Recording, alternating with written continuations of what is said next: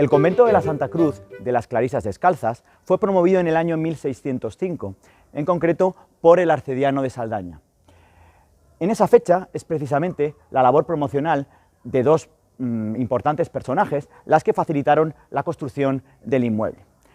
Un inmueble bajo la orden de las hermanas Clarisas que contaba con un cuerpo de la iglesia con su correspondiente espadaña y con las dependencias conventuales justo en su aledaño o en su anexo. Don Francisco y don Diego de la Calzada fueron sus promotores y tenía dichas dependencias una iglesia, como comentaba, realizada en ladrillo y en tapial con su espadaña. Don Francisco Cabeza de Vaca y Flórez, canónigo de la catedral, en 1665 volvió nuevamente a dar un impulso al edificio y a partir de ese momento empieza la verdadera factura y construcción del mismo. En concreto, tenemos documentación que nos avala la realización y la construcción bajo dos maestros leoneses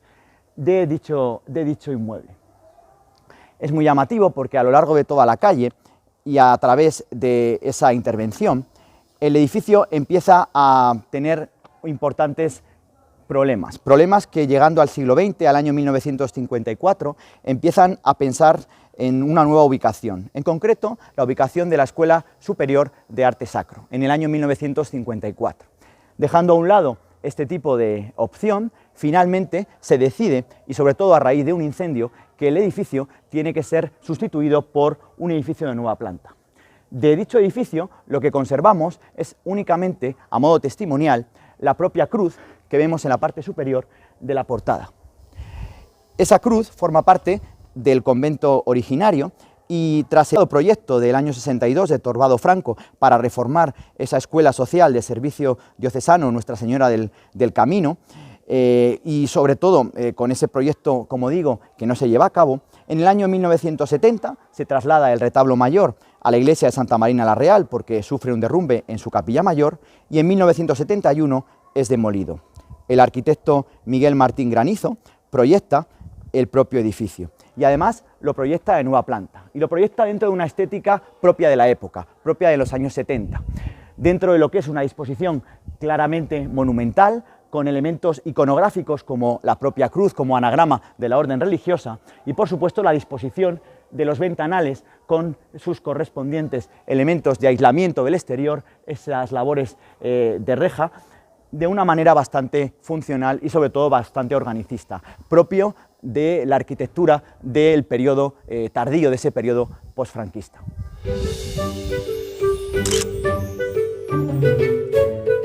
En el plano que estamos viendo, muy conocido del propio padre Risco, y que fue publicado ya por Eguigaray en los años 70, este plano del siglo XVIII, podemos ver la localización exacta del convento de las denominadas descalzas, este convento de las franciscanas clarisas descalzas. Aquí estamos viendo la iglesia, lógicamente en esa primitiva denominación de la calle de la Canóniga, y aparte de la iglesia, la confluencia con dicha morada, en este caso con respecto a la propia vía. A partir del plano, nos introducimos en la propia calle, en la propia Canóniga. Esa calle Cardenal Landázuri, esa primitiva canóniga vieja que tenía este aspecto en su arranque hacia la catedral, y justo en la vista contraria esta otra perspectiva que estamos viendo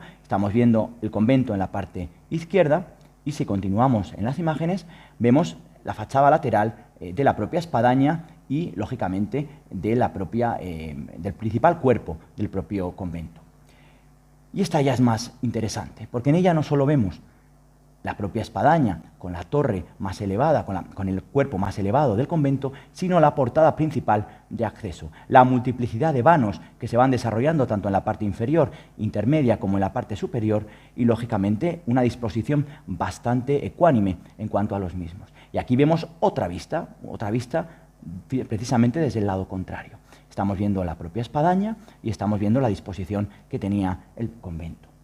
Es muy llamativo porque el inmueble es demolido en el año 1971, se declara además en ruinas y esto hace que, lógicamente, haya que buscar una solución. Años más tarde, en el año 1962, como podéis ver en esta imagen, el arquitecto Juan Torbado Franco realizó un proyecto que no se llevó a término. En él podemos ver el estado previo y la propuesta de reforma de la fachada que realiza en el verano del año 1962. Esta era la propuesta de intervención y de reforma del propio inmueble. Un inmueble que, bueno, pues no se llevó a intervenir y que presenta de nueva planta la ejecución de un nuevo edificio, un proyecto de Miguel Martín Granizo, ya del año 1971. Una pena no haberse conservado, pero también una oportunidad para levantarse o erigirse un nuevo, en este caso, un nuevo edificio propio de una estética más del periodo tardofranquista.